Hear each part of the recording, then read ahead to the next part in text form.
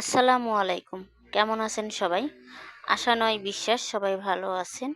রমজান মাস রহমতের মাস। আমি নিয়ে আসলাম মুক্তা পুঁতি দিয়ে একটা পার্স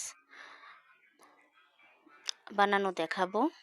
কিছু পরিমাণ সুতা কেটে নিয়েছি এবং সুতার ভিতরে আমি 4টি পুঁতি ভরে নিয়ে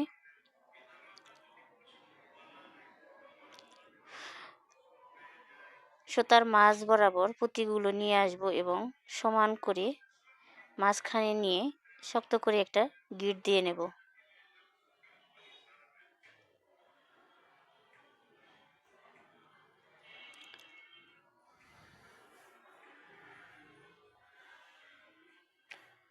গিঁট দেবার পর যে কোনো একটি সুতা আমি মাঝখানের যে পুঁতি আছে সেই পুঁতিতে ক্রস দিয়ে বাম হাতের সুতায় আমি 3টি পুঁতি ভরে নেব।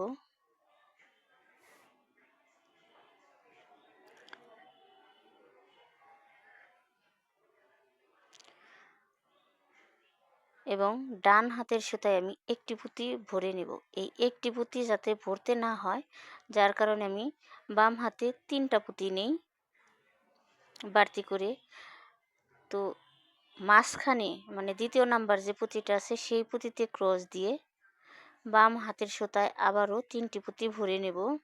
এখানে 2টা পুঁতি ভরা যায়, কিন্তু সুবিধার্থে আমি 3টা পুঁতি ভরে নিই।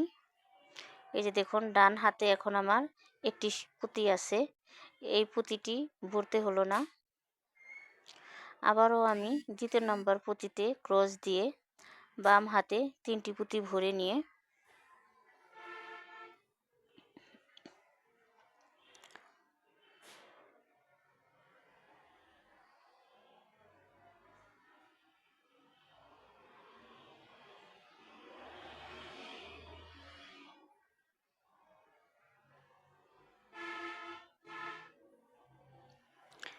একটা পুঁতি আমি হাতে রেখে দিয়ে শক্ত করে একটা গিঁট দিয়ে নেব।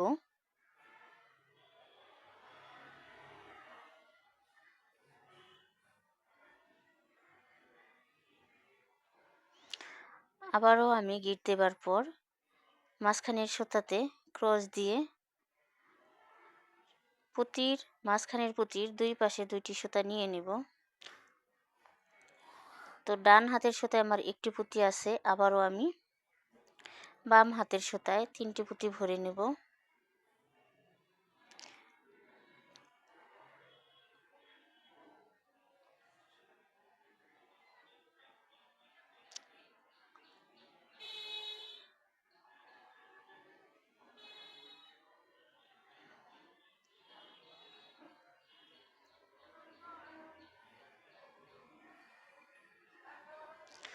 এখন আমি বাম হাতে মাত্র 2টা পুঁতি নিছি।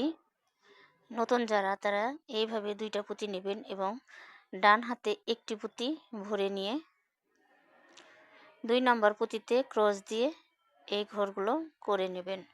একদম নতুন যারা তাদের জন্য বাম হাতে 2টা পুঁতি এবং ডান হাতে একটা পুঁতি ভরে নিয়ে এই 4-এর এই ঘরগুলো করে নেবেন। 17টি ঘর করবেন। এটা হচ্ছে যার যার ব্যক্তিগত ব্যাপার। ব্যাগটা কতটুকু বড় হবে সেই অনুযায়ী বানিয়ে নেবেন।